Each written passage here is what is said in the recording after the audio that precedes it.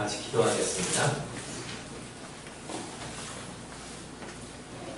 하나님 아버지, 이 시간 우리에게 들을 귀와 열린 마음을 주셔서 하나님의 말씀을 겸손히 받고 또 그 말씀 가운데 주님께서 우리 마음 가운데 은혜를 주시거든, 또한 우리 마음 가운데 도전을 주시거든 그것을 쫓아서 나누며 또한 행하며 살아갈 수 있는 믿음과 용기를 허락하여 주시옵소서. 예수님의 이름으로 기도합니다. 아멘.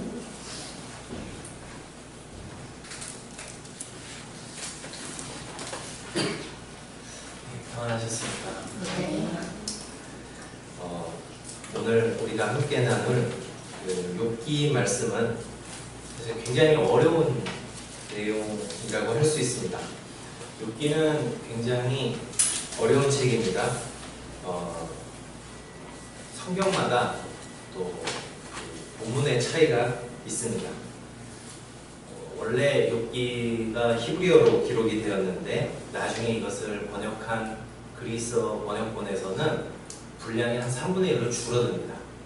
이유는 정확하게 알 수 없지만 그냥 개인적으로 추정할 때 아마 번역자가 조금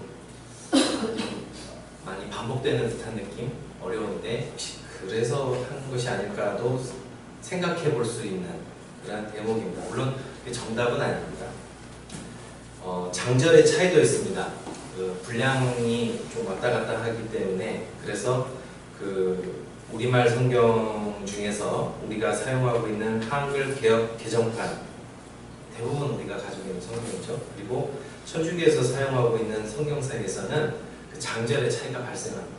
그래서 읽다 보면 만약에 그냥 우리가 마음속으로 상상을 해서 같이 예배를 드리는데 욥기 같은 경우에는 이제 어디를 봉독하겠습니다만 아마 차이가 생길 거예요. 이게 이제 말씀드린 것처럼 번역대 부분에 차이 문제가 발생을 합니다. 오늘 우리가 함께 읽은 욥기 41장 9절부터 11절은 히브리어 성경을 보면 41장 1절에서 3절에 해당하는 내용입니다. 그러니까 이런 차이들이 있습니다. 장절의 차이, 분량의 차이만 있는 것이 아니라 욥기의 히브리어는 많이 어렵습니다. 그래서 그 뜻이 좀 모호해서 이것을 번역한 성경마다 조금씩 차이가 나곤 합니다. 근데 이게 살짝 차이가 나면 그냥 이게 번역자마다 조금 생각을 달리 했나 보다 하는 정도인데 내용이 좀 많이 확 달라지는 경우가 있습니다. 오늘 우리가 읽었던 본문 중에서 11절 누가 먼저 내게 주고 나로 하여금 갚게 하겠느냐, 온 천하에 있는 것이 다 내 것이니라, 이렇게 번역이 되어 있는데 이제 요거와 가장 비슷한 번역이 영어 성경으로 좀 많이 흔하게 보시는 NIV 번역을 보시면 누가 내게 갚으라고 요구하겠느냐, 하늘 아래 모든 것이 내게 속하였다, 이렇게 좀 비슷한 번역을 제시하고 있는데 이 세 번역만 보더라도 어떻게 되어 있냐면 그것에게 덤벼들고 그 어느 누가 무사하겠느냐, 이 세상에 그럴 사람이 없다, 이렇게 번역이 되어 있어요. 또 다른 영어 성경인 NRSV에 보면 누가 그것과 대면해서 안전하겠느냐, 모든 하늘 아래에서 누구겠느냐. 그러니까 이게 어느 게 맞는 거지? 라는 생각이 들 정도로 본문이 어렵습니다.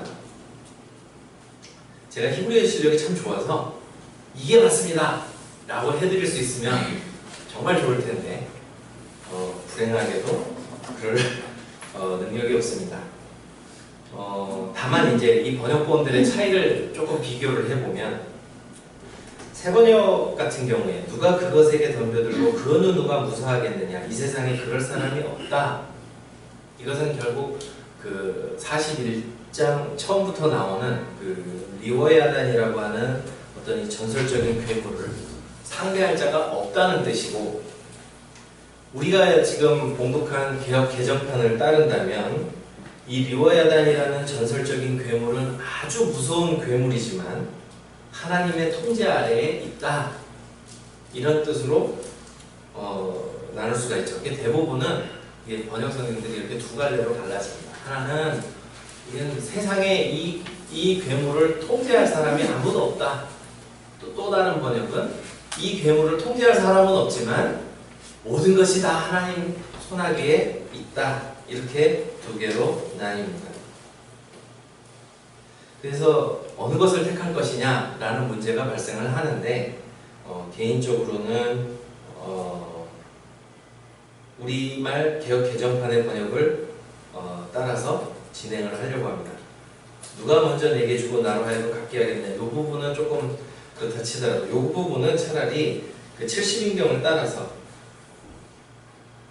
하늘 아래 모든 것이 내 것인데 누가 나와 대적하여 살아남겠느냐, 이런 뜻으로 보는 것이 좋을 것 같습니다. 그러니까 하늘 아래 모든 것이 하나님 것인데 어쨌든 이 리오야단이라는 전설적인 괴물이 아무리 무섭고 제어할 수 없는 그런 괴물이라 할지라도 하나님은 다스리신다.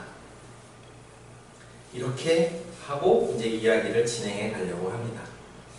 앞서 말씀드린 것처럼 욥기는 42장이라는 엄청 긴 분량이에요. 히브리어 본문도 모호하고 어려운 책이고, 또 사실 우리가 이 욥이라는 사람이 왜 고난을 당했는지, 위로하러 온 친구들과 욥은 왜 다퉜는지, 또 하나님의 대답은 무엇인지 읽으면 읽을수록 어려운 책이 욥기입니다.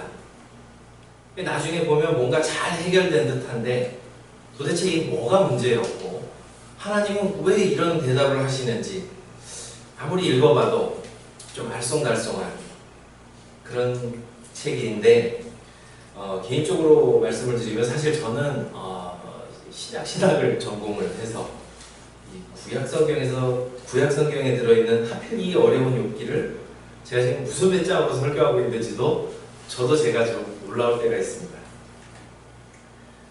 다만 한 가지, 욥기에 대해서 제가 자연스러운 관심을 가지게 된 계기가 있습니다. 대부분 다 아시겠지만 제가 사실 그 건강 문제로 인해서 모든 것을 달려오던 것을 한순간에 다 내려놓았던 시기가 있습니다. 한 8개월 정도 그 항바이러스제를 매주 금요일마다 제 스스로에게 투약을 하면서 나중에 보니까는 몸 여기저기에 부작용이 생겨서 제가 또 그 좀 잘 참는 편이어서 사실 뭐가 투약을 하고 문제가 생기면 바로 병원에 가서 이야기를 해야 되는데 이게 참으면 낫겠지. 그래서 그냥 참고 있었다가 나중에 보니까 이제 피부에 막 모든 것이 다 일어나가지고 나중에는 피고름이 막 흘러서 저녁에 이 셔츠를 갈아입으려고 이렇게 벗으면 그게 같이 그냥 따다다다 떨어지면서 굉장히 힘들었던 시절이 있습니다.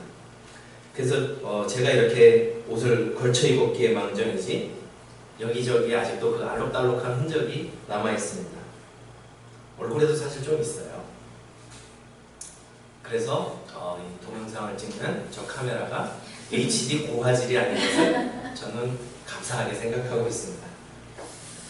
어쨌든 전공은 아니지만 그 시간들을 보내면서 자연스럽게 떠오른 책 하나가 욥기였습니다. 욥을 조금이라도 읽어보신 분들은 다 아실 거예요. 갑자기 원인도 모를 끔찍한 고난이 그에게 닥쳤고 모든 것을 잃고 끝에 피부병이 생겨서 그래서 질그릇 조각으로 몸을 긁는 그 모습이 남 같지 않다라는 생각을 그때 많이 하면서 부더니도 이 욥기라는 책을 좀 이해해 보려고 노력을 했던 시기가 있습니다.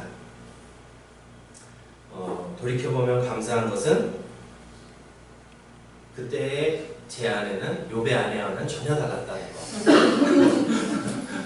그것을 저는 감사하고 있습니다. 어쨌든 그래서 언젠가 몸이 회복되고 그래도 조금 멀쩡해져서 그래도 예전에 제가 이랬습니다 라는 날이 오면 그때 한 번은 꼭 욥기를 설교해야지 이런 생각을 했습니다. 왜 내게만 이런 시련이 닥쳤나? 이런 고민을 하시는 분들이 계시다면 뭔가 그분들에게 조금 도움이 될 수 있지 않나 하는 생각에 욥기를 이해해 보려고 노력을 했습니다. 문제는 의욕에 비해서 이 책이 너무 어려운 거예요. 그래서 쉬운 한글 번역을 놓고 읽어보기도 하고 뭐 다른 여러 번역본들을 비교해가면서 또 여러 해설서들을 비교해가면서 읽어도 여전히 이제 마음의 숙제처럼 남아있는 책이 욥기입니다.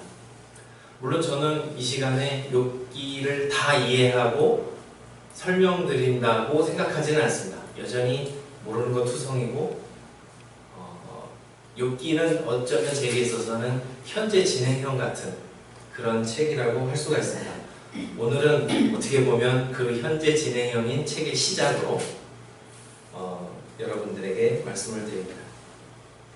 그러나 감사한 것은 제가 지난주에 하나님께서 우리 이 자리에 나온 함께하는 교회에서 예배를 드리는 여러분들을 정말 사랑하신다는 그런 느낌을 강하게 받은 날이 있었습니다. 의욕만 넘쳤지 사실 내용을 잘 모른 채 본문을 정하면서도 되게 고민이 많고 두려움에 달달 떨면서 목요일까지 목사님께 본문이 어디고 제목이 어디고 이렇게 보내드려야 하는데 사실 주저하고 있었습니다. 내용이 저도 잘 정리가 안 돼서 그래서 수련회를 통해서 우리가 갈라디아서를 읽었기 때문에 그래도 신약성경은 제 홈그라운드고 해서 그래서 이제 갈라디아서에서 본문을 잡아서 할까? 뭐 이렇게 고민하다가 근데 이상하게도 계속 이 본문을 해야지라는 생각은 있는데 내용은 모르겠고 근데 어쨌든 목사님께 제목을 드려야 하는 목요일은 다가오고 아침에 문자를 드렸죠.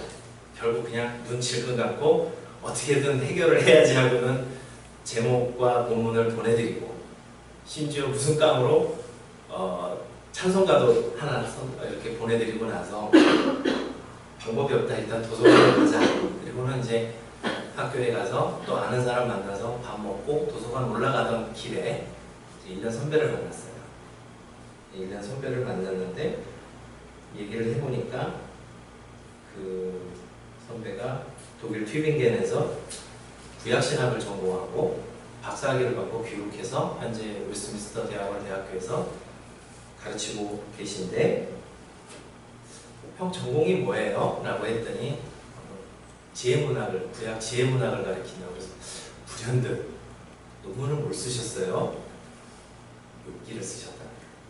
그래서 제가 선배를 붙잡고 2시간 동안 과외를 받고 그리고 이제 편한 마음으로 물론 이제 제 안에서 막 잘 정리가 돼서 하면 정말 좋을 텐데 어쨌든 과외를 받고 났더니 마음에 든든함이 생겨서 갈라디아서는 잊어버리고 기쁜 마음으로 이 자리에 섰습니다. 조금 안심이 되시죠?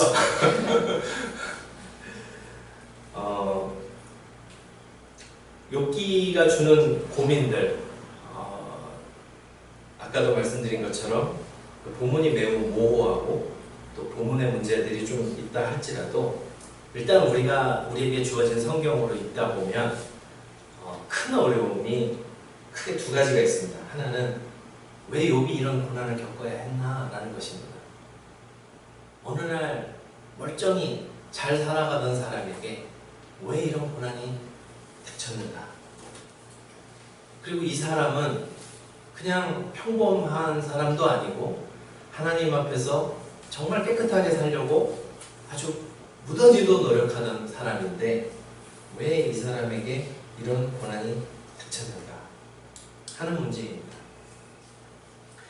욥기 시작부터 이 욥이 무슨 죄가 있어서 고난을 당한 사람은 아니라고 못을 받고 시작을 합니다. 이것은 하나님께서도 인정하신 바였습니다. 욥기 1장 8절, 2장 3절에 보면 하나님께서 이미 욥에 대해서는 욥의 신앙에 대해서는 인정을 하고 이 욥기는 시작을 하고 있습니다. 그런데 왜 그를 치려는 사단을 하나님께서는 허용하셨을까? 이것이 욥기를 대할 때 우리가 겪는 가장 큰 문제 중 하나죠. 왜 하나님은 내게 그런 일들을 허락하셨을까? 왜 하나님은 나에게 이런 고통을 허락하셨을까? 이것은 비단 욥이 제기했던 문제만이 아니라 우리 모두가 어려움을 겪을 때마다 또 큰 고통을 당할 때마다 하나님께 던지고 하는 질문입니다. 참 이럴 때 도움 안 되는 것이 주변 사람들이 가끔 도움이 안 될 때가 있어요. 그래서 어떤 사람은 쉽게 이야기합니다. 욥이 시험을 통과해서 하나님께서 그래도 훗날 그에게 갑절의 복을 주시지 않았느냐.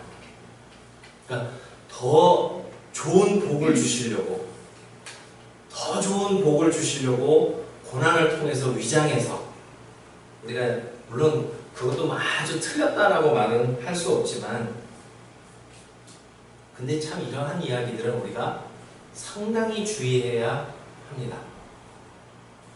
특히 고난을 당한 사람 옆에서 쉽게 고난을 해석하고, 그렇기 때문에 이런 거를 주신 거야 라고 우리는 쉽게 충고를 해서는 안 됩니다.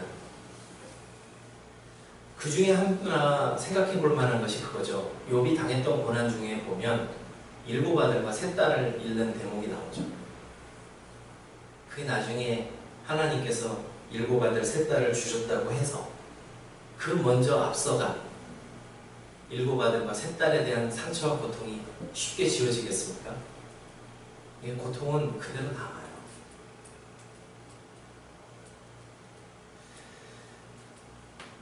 우리가 이것을 참 쉽게 우리 사회에서도 사람들이 이런 것을 모르고 함부로 얘기하는 것 중에 하나가 이 세월호 사건을 예를 들 수가 있어요. 지난 목요일 욥기 과외를 받던 날 학교로 가는 지하철 안에서 웬 어르신 두 분이 이야기를, 이분들은 이제 귀가 안 들리니까 큰 소리로 이야기하잖아요. 그래서 엿들으려고 들은 게 아니라 들었어요. 그랬는데 진짜 굉장히 가슴이 아팠어요. 가슴이 아프고 사실은 화도 많이 났고 뭐라고 해야 되는데 남성역입니다 해서 그냥 내렸어요. 근데 무슨 이야기였냐면 이런 거죠. 뭐 여행 가다가 죽었는데 몇 억씩 보상을 받았으면, 근데 사실 우리가 몇 억씩 받았는지 알지 못해요. 근데 어쨌든 몇 억씩 받았으면 이제 그만할 때도 됐지 않았는가, 이런 이야기들이었어요. 저는 그런 이야기를 들으면 정말 화가 나는 것이, 그럼 똑같은 경우를 만약에 그분의 자녀분들이 그 끔찍한 고통 속에서 죽어가도 내가 훗날 보상금이라고 몇 억을 받으면 나는 돈을 받았으니 감사합니다라고 잊을 수 있는가? 내가 남의 고통의 문제에 대해서 함부로 쉽게 말해서는 안 된다는 것입니다. 성경은 이 점에 있어서 참 조심스럽습니다. 그래서 욥기에 보면 나중에 하나님께서 그가 잃어버렸던 재산은 갑절로 갚으시는데요. 자녀만큼은 동수로 허락하세요. 왜 다른 거는 갑절인데 왜 자녀는 아들 7에 딸 셋 동수로 허락하실까? 그것은 이미 앞서간 자녀는 여전히 욥의 마음이 있다는 것이죠. 우리가 좀 그런 것에 대해서는 좀 주의를 해야 하고, 아울러서 우리가 생각해 봐야 될 것은 다른 사람의 고통에 대해서 우리가 좀 쉽게 이야기하면 안 된다는 것입니다. 우리가 가진 잣대로, 내가 어떤 경험했던 고난을 헤쳐나왔던 어떤 그런 잣대로 남이 겪는 고난에 대해서 쉽게 답을 주고 그건 이래서 그런 거야 라고 말을 해서는 안 된다는 것입니다. 바로 그것이 욥의 친구들이 범했던 실수입니다. 자기가 가진 잣대로, 그래서 기껏 생각해낸 것이 네가 무슨 죄가 있는 게 아니냐? 네가 신앙생활을 좀 잘못하니까 그런 게 발생하는 게 아니야? 물론 고난 중에 죄로 인해서 오는 고난도 있을 수 있습니다. 우리가 심은 대로 거두는 법칙은 이 세상에 분명히 존재하는 법칙이기 때문에 그럴 수도 있습니다. 하지만 모든 경우에 그러하지는 않다는 것을 욥기의 이야기는 우리에게 보여주고 있습니다. 인과 응보의 논리는 세상에 분명히 존재하는 것이지만 우리가 아무 때나 인과 응보의 논리를 들이대서는 안 된다는 것입니다. 주의해야 할 것은 이 인과 응보의 논리는 사실 사탄이 하나님 앞에 제시했던 논리이기도 합니다. 그가 까닭 없이 하나님을 경외하겠습니까? 친구들도 똑같이 다가오고 네가 뭐가 죄가 있으니까 그렇게 하는 거겠지. 그러나 함부로 속단을 내려서는 안 된다는 것, 그것을 욥기는 우리에게 보여주고 있습니다. 진짜 깊은 고난과 수렁에 빠졌을 때는 그 의미를, 답을 찾아가는 과정이 너무도 길고 힘들다는 것을 욥기는 그 분량으로도 말을 해주고 있습니다. 사실 욥기의 스토리 자체로만 본다면 1, 2장, 그 다음에 38장부터 하나님께서 대답하시고 욥이 어쨌든 회복이 됐고, 그러면 총 필요한 장이 몇 장일까요? 몇 장 안 되죠? 1, 2장, 38, 39, 40, 41, 42, 한 6, 7장이면 충분한 이야기예요. 그런데 그 와중에 오갔던 수많은 대화들이 무엇을 이야기하죠? 그 고난의 답을 찾아가는 과정이 이렇게 길고 힘들다는 거예요.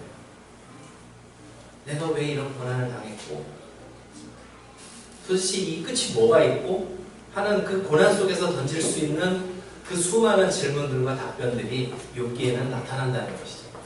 그래서 결국은 그 의미는 누가 찾는 것이냐면 욥의 세 친구들도 나중에 뒤에 등장하는 또 다른 사람들이도 아니고 욥이 하나님 앞에서 찾는 것이라는 것을 욥기는 우리에게 보여주고 있어요. 누군가에게 위로해주고 기도해주고 하는 것은 좋은 일이나 우리가 다른 사람의 고난에 대해서 쉽게 단정지어서 더 좋은 일이 있으려고 그래, 죄가 있어서 그런 거 아니야? 하는 우리식의 그 쉬운 대답이 답이 아닐 수도 있다는 것을 욥기는 우리에게 보여주고 있습니다.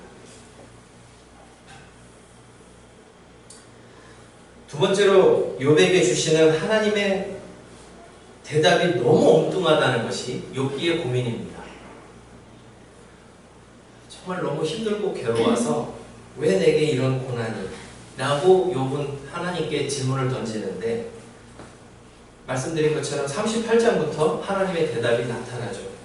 그런데 38장을 보시면 처음에는 굉장히 멋있게 시작을 해요. 그때 여호와께서 폭풍 가운데서 욥에게 말씀하여 이르시되 무지한 말로 생각을 어둡게 하는 자가 누구냐? 너는 대장부처럼 허리를 묶고 내가 네게 묻는 것을 대답할지니라 하면서 하나님께서 정말 드라마틱하게 등장하셔서 뭔가 답을 주실 것처럼 등장을 하시는데, 그 다음부터 이어지는 대답이 솔직히 그냥 읽으면 황당하기 그지없어요. 무슨 이야기가 나오냐면요, 네가 창조를 아니? 뭐 이런 이야기예요.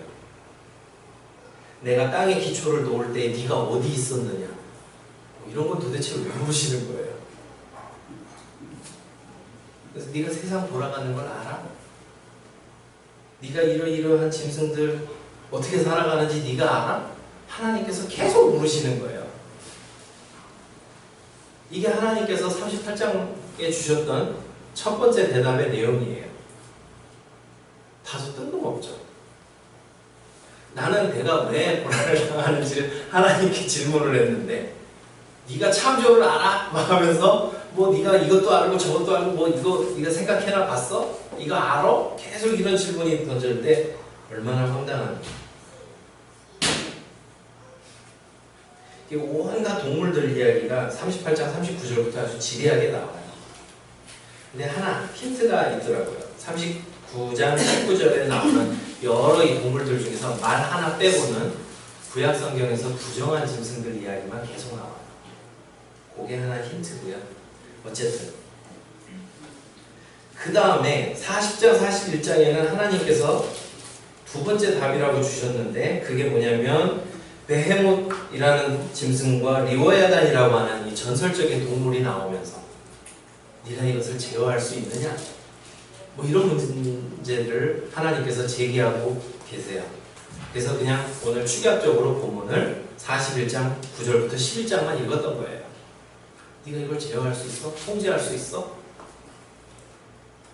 이게 뭐 자랑하시는 것도 아니고 이게 뭘까?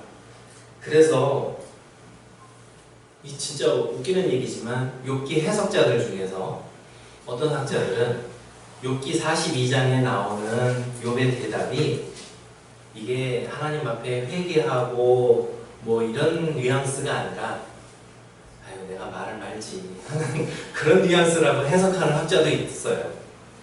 물론 들은 겁니다. 그러니까 이런 거죠. 42장 2절에 보면 주께서는 못하실 일이 없사오며 무슨 계획이든지 못 이루실 것이 없는 줄 아오니 이게 약간 비아냥거리는 뉘앙스라는 거죠.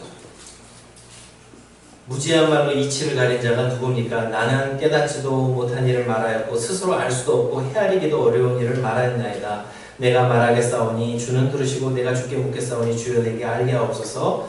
내가 주께 대하여 귀로 듣기만 하였사오니 이제는 눈으로 주를 배웠나이다. 그러므로 내가 스스로 거두어드리고 티끌과 재 가운데서 회개하나이다. 그러니까 질문을 철회했다는 거죠.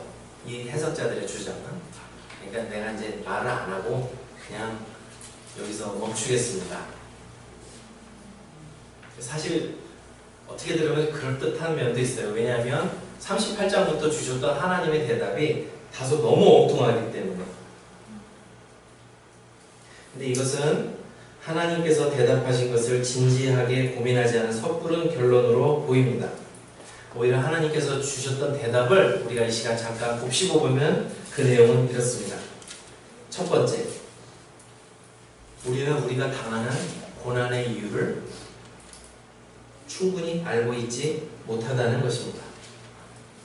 사실 우리가 당하는 고난은 창조주의 영역에 속한 것이기 때문에 피조물의 우리는 알 수가 없다는 것을 하나님께서는 일깨워 주신다는 것이죠.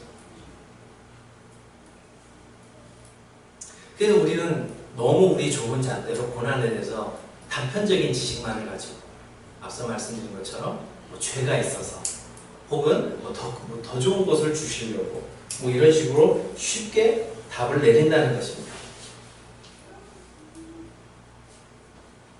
그러나 욥에게 직접적으로 하나님께서 주셨던 첫 번째 답은 그것은 창조주의 영역이기 때문에 우리가 다 헤아릴 수 없다는 것입니다.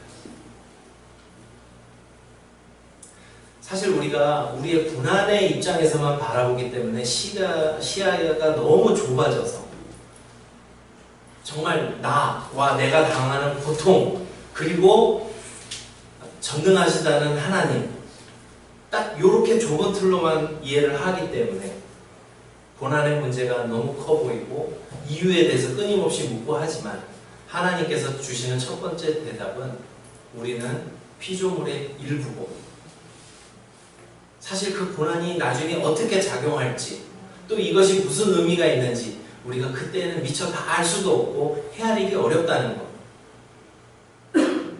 그래서 우리가 고난의 문제에 접근하려면 조금 더 넓은 틀, 넓은 시각, 하나님의 시선에서 바라볼 필요가 있다라는 것을 제기한다는 것입니다. 하나님은 고난당하는 나만 지켜보고 계신 분이 아니라 아까 앞서 말씀드린 것처럼 말을 제외한 모든 부정한 짐승들의 삶까지도 세세하게 지켜보시면서 세상을 운행하시는 창조주 하나님이시기 때문에 그분의 시각에서 우리의 고난을 재조명할 필요가 있다는 것입니다. 사실 내가 당하는 고통만 바라볼 때 문제가 해결되지 않는 경우가 참 많이 있어요. 신약 성경에서도 마찬가지죠. 로마 황제 아래에서 고난당하는 성도들에게 이 요한계시록이라는 책이 주어졌는데 이 요한계시록에 보면 첫 번째 해결책이 뭐냐면 2장 3장에 보면 소아시아의 7교회에게 교회의 문제점이 뭐고 잘한 점이 뭐고 뭐 칭찬과 책망과 번갈아 가면서 하다가 그 다음에 바로 어디로 이어지냐면 요한계시록 4장 5장으로 넘어가면서 이 천상 예배로 이리로 올라오라 하면서 천상 예배로 끌어올리셔서 거기서 세상을 다스리시는 하나님과 그 앞에 모든 피조물들이 경배하는 그 영광스러운 장면을 보여주실 때 실제로 요한이 위로를 얻는 거예요. 지금 눈앞에 당하는 고통이 너무 크고 힘들어도 이미 천상에서는 하나님이 이기셨고 세상을 주관하시는구나. 이것이 요한계시록의 접근 방법인데 욥기도 똑같은 접근을 하고 있다는 것이죠. 각 사람이 무슨 이유로 다 고난을 당하는지 우리가 세세하게 다 알지는 못하지만 하나님께서는 세상을 주관하시면서 특별히 구약성경에서 부정한 동물이라고 사람들은 벌써 율법을 읽을 때마다 이건 부정한 것이니까 멀리하기만 하면 돼 하고 치워버리는 그 생물들의 삶까지도 세세하게 보시는 하나님이시라는 것을 제시하면서 오히려 역으로 묻고 있는 거죠. 그런데 너를 안 보겠니? 라는 거죠. 두 번째로 주시는 하나님의 답변은 이 베헤못과 리워야단이라는 전설적인 동물에 관한 것입니다. 그래서 하나님께서는 이들을 지으셨고 심지어 원래 이 베헤못과 리워야단이라는 동물은 전설 속에 나오는 하나님을 대적하는 세력으로 나오는데 하나님께서 심지어 이들을 지으셨고 그들을 제어하신다. 베헤못을 두고 혹자는 하마라고도 하는데 이 40장 21절에 보면 이게 수륙 양용 동물이에요. 육지에서 살면서 뭐 강에도 숨어있고 막 하니까 그래서 이게 하마 아닌가? 뭐 이렇게 이제 많이들 생각을 하는데 이 꼬리치는 것이 백향목이라는 표현이 17절에 나오죠. 사실은 약간 이 부분을 이야기할까 말까 하고 떠고 있었어요. 이름이 동일한 지체가 있어서 이게 원래 구약성경에 백향목은 되게 좋은 이미지인데 욥기에서만 좀 부정적인 이미지로 베헤못의 꼬리를 묘사할 때 한번 나와요. 어쨌든 이게 하마는 아닌 것 같아요. 이게 하나님을 대적하는 어떤 전설적인 동물을 말하는 것이고 또 리워야단의 경우도 이 시편에도 많이 등장하죠. 하나님을 대적하는 어떤 적대적인 세력을 표현합니다. 이게 혹자는 41장 18절에서 눈이 새벽에 눈꺼풀에 빛 같다고 해서 악어 아닌가? 뭐 이런 생각을 하고 있는데 70인경에서 이것을 용으로 번역을 하고 있습니다. 어쨌든 중요한 것은 하나님을 대적하는 세력을 형상화한 것이 이 두 짐승인데 그래서 이것이 인간들에게 재앙과 두려움을 안겨주는 것이라고 고대 사람들은 많이 생각을 하고 있었는데 오늘 본문을 통해서 하나님께서는 이렇게 말씀하시는 거예요. 참으로 나와 대적할 자가 누구냐? 또한 하늘 아래 모든 것이 내 것인데 누가 나와 대적하여 살아남겠느냐? 이 두 짐승도 하나님의 손아귀에 있다. 이것을 말씀하고 있다는 것입니다. 사실 욥이 가졌던 탄식은 이것이었습니다. 욥기 9장 24절에 보면 세상이 악인의 손에 넘어갔고 재판관의 얼굴도 가려졌나니 그래서 내가 지금 이 고통을 당하는 거 아닙니까? 하고 하나님께 질문을 던졌어요. 세상이 악에 넘어갔고 재판관의 눈이 가려져서 하나님의 눈이 가려져서 이런 일이 이런 참사가 벌어진 거 아닙니까? 라고 하나님께 외쳤는데 하나님께서는 오히려 걱정하지 마라. 베헤못과 리워야단도 내 손아귀에 있다. 오래전에 그 남자의 자격이라는 프로가 있었어요. 되게 오래돼서 기억하시는 분이 계실지 잘 모르겠는데 거기에 그 희극인 김국진 씨가 강연을 하는 거 혹시 보신 분이 계실지 모르겠어요. 거기서 어떤 이야기를 했냐면 자신의 삶을 쭉 이야기하면서 자기가 인기 절정에 올라왔을 때와 내리막길을 걸었을 때를 쭉 이야기하면서 우리 삶은 롤러코스터와 같다고. 그래서 뭐 올라갈 때가 있고 내려갈 때가 있고 내려간 만큼 올라갈 수도 있고 뭐 이제 그런 이야기를 하면서 그러나 사람들에게 감동을 주었던 이야기는 그거였어요. 그런데 그 롤러코스터에는 안전바가 있더라. 그것만 있으면 탈만하다는 거죠. 이분이 신앙인인지 아닌지 제가 알 수 없으나 욥기에 대한 좋은 주석이라고 생각합니다. 하나님께서 그 말씀을 하고 계십니다. 하나님께서는 이 세상을 지으셨고 피조물들의 삶을 세세하게 돌보시고 심지어 하나님을 대적하는 두 짐승도 하나님의 손아귀에 하나님께서 제어하고 계신다. 걱정하지 마라. 이것을 기억하는 사도 바울은 훗날 이렇게 이야기를 합니다. 사람이 감당할 시험밖에는 너희가 당하는 것이 없나니 오직 하나님은 미쁘사 너희가 감당하지 못할 시험당함을 허락하지 아니하시고 시험당할 즈음에 또한 피할 길을 내사 너희로 능히 감당하게 하시느니라. 앞서 말씀드린 것처럼 고난은 유익이 있다고 쉽게 충고를 해서는 안 된다고 말씀드렸는데 그럼에도 불구하고 고난이 나쁘기만 한 것은 아니다 라는 것을 말씀드리고 말씀을 맺으려고 합니다. 욥이 고난당할 이전과 이후에 차이가 있습니다. 단순히 소유가 2배가 되고 병이 낫고 이것에 그치는 것이 아니고요. 주목할 것이 몇 가지가 있는데 첫 번째로 욥은 고난 속에서 자신에게 고통을 더하던 세 친구들을 품습니다. 42장 10절에 나오고요.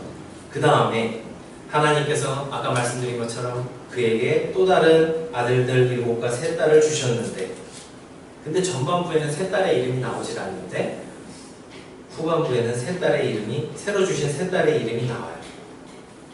성경 저자가 그것을 다 기록을 해요. 심지어 아들도 이름이 안 나오는데 딸의 이름은 기록을 해요. 그리고 나중에 보면 구약 성경에 보면 아들이 죽지 않는 한 딸에게 상속을 주는 예가 없어요. 민수기 27장에 보면 아들이 죽었기 때문에 딸이 상속자로 나오는 경우가 있는데 욥의 경우에는 아들과 딸에게 똑같이 상속을 해서 줍니다. 이거 무엇을 의미하죠? 욥이 그만큼 약자를 배려하는 시선이 더 추가가 됐다는 것을 보게 되죠. 고난을 당해봤습니다. 재산은 2배가 됐는데 뒤에 보면 종의 숫자가 나오질 않아요. 아니 감당해야 될 가축이 늘어나면 종의 숫자도 2배가 돼야 되지 않습니까? 종이 등장하지 않아요. 욥에게 더 이상 종이 없었다는 뜻이죠. 우리가 수련회에서 읽었던 갈라디아서 내용 중에 너희는 유대인이나 헬라인이나 종이나 자유인이나 남자나 여자나 다 그리스도 예수 안에서 하나이니라 말씀이 나오는데 어찌 보면 욥기에는 이것이 먼저 실천되고 있는 것을 볼 수가 있습니다. 마지막으로 아내의 문제가 있죠. 하나님을 저주하고 죽으라 안 했던 그 아내를 버렸을까 새로 얻었을까. 근데 욥기에는 그 아내에 대한 언급이 없고 자녀들이 똑같이 늘어난 것을 볼 때 또 요즘 다시 생각해 보니까 이거 고문일 수도 있겠다 뭐 이런 생각도 들지만 어쨌든 설마 그랬겠어요? 돈독한 사이가 유지되고 있었다라고 보는 게 좋겠죠? 여전히 그러니까 세 친구들을 품은 것처럼 그만큼 욥이 더 큰 사람이 되었다는 것을 우리는 부인할 수 없습니다. 고난이 확실히 어려운 일을 당한 사람으로 하여금 보다 더 넓게 세상을 바라보고 타인의 처지를 헤아리는 기능을 갖는다는 것을 우리는 보게 됩니다. 말씀을 맺겠습니다. 고난은 신비입니다. 우리가 피조물인 이상 모든 것을 다 알지는 못합니다. 그러기에 고난을 당할 때 우리가 너무도 힘들고 아파서 더 이상 하나님도 안 보이는 듯한 그런 순간을 맞이할 때도 있지만 그러나 욥기에서 나타난 하나님은 이렇게 말씀하십니다. 우리의 삶을 그가 지으시고 세세한 데까지 붙들고 계시고 심지어 우리가 당하는 고난까지도 하나님은 제어하고 계신다. 그것이 욥기가 우리에게 주는 위로입니다. 이를 통해서 우리가 정말 우리의 삶을 주관하시는 하나님 앞에 그 뜻 가운데 모든 것을 내어놓고 그분만을 의지하고 그 어떤 다른 말보다도 하나님 앞에서 이 문제를 씨름하고 해결해 가면서 그 고난의 의미를 발견하고 그 아픔을 승화해가는 저와 여러분 되시기를 주님의 이름으로 축원합니다. 기도하겠습니다. 하나님 아버지, 우리는 모르는 것이 참 많습니다. 우리가 당하는 일들, 또 우리가 겪었던 일들 가운데 참 아픔이 되고 후회로 남고 그러한 일들이 없었으면 좋았을 것을, 또 이런 일들이 왜 내게 있는지 수없이 주님 앞에 질문을 던지고 살아가고 있습니다.